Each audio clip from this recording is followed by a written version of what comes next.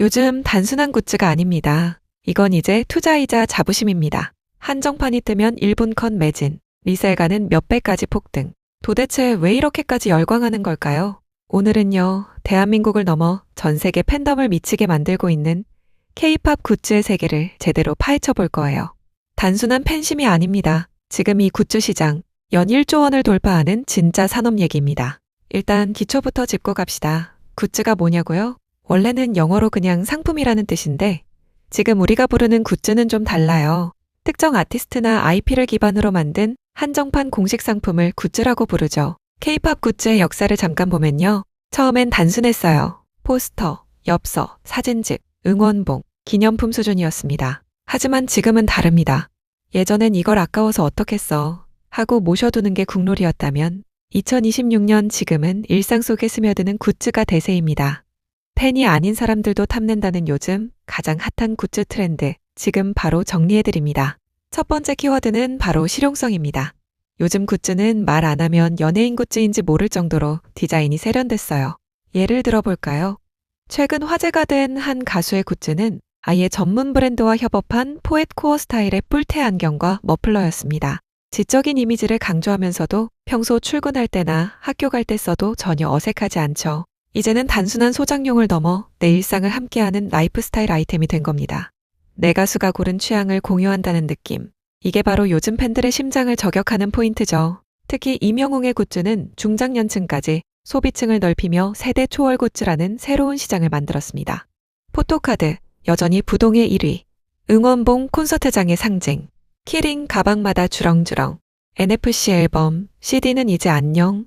AR 포토카드. 스마트폰으로 살아 움직이는 아이돌, 의류 패션 잡화, 입는 덕질, 게임 애니 콜라보 굿즈, 세계관이 확장된다. 여기서 잠깐 충격적인 통계 하나. 팬들을 대상으로 설문한 결과 음반 구매자의 52.7%가 굿즈 때문에 앨범을 산다고 밝혔어요. 음악 듣고 싶어서가 아니라 포토카드 뽑기 때문에 앨범을 사는 거죠. 이게 되게 웃긴 것 같은데 사실 이게 지금 K-팝 생태계의 핵심입니다. 자, 그럼 2025부터 2026년 현재 팬들이 가장 열광하는 굿즈 트렌드 5가지를 짚어볼게요. 교통카드 찍듯이 스마트폰을 갖다 대면 아이돌 독점 영상이 재생되거나 디지털 앨범이 열려요. 이게 바로 NFC 굿즈입니다. 예스24 집계에 따르면 플랫폼 음반 판매량이 전년 대비 46.2% 급증했고요. 20대 구매의 비율이 가장 높고 10대도 빠르게 늘고 있어요.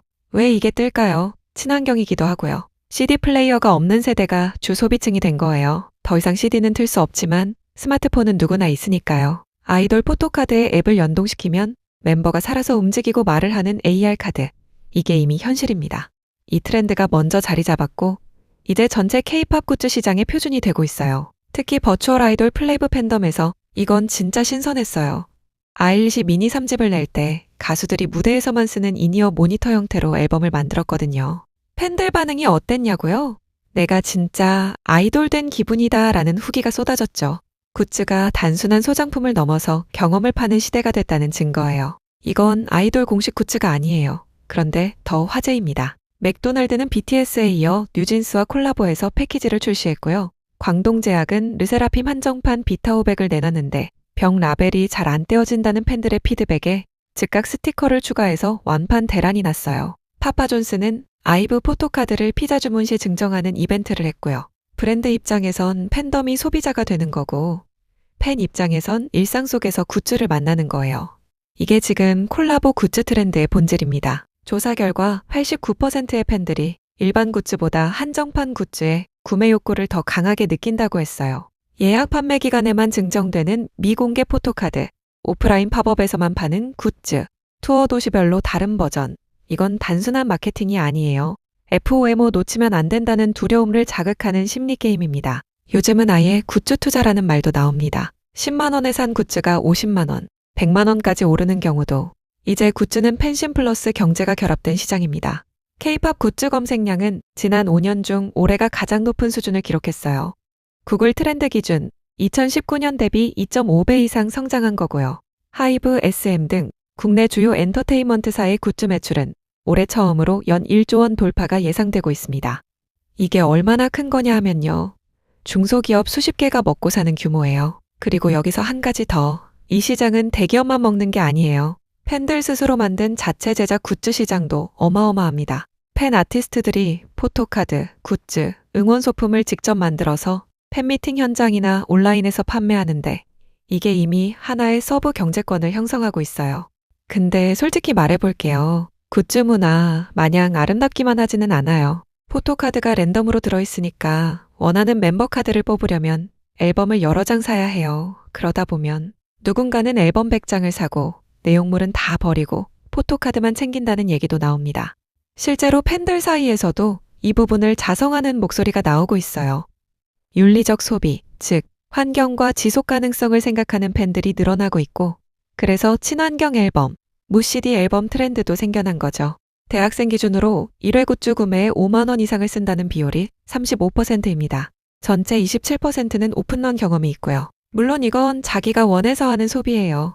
하지만 팬덤 문화 안에서 생기는 암묵적 압박, 우리 멤버 초동순위 올려야 한다. 굿즈 많이 사야 진짜 팬이다. 이런 분위기는 분명히 짚고 넘어가야 할 문제입니다. 반면 이 문제의 순기능도 있어요.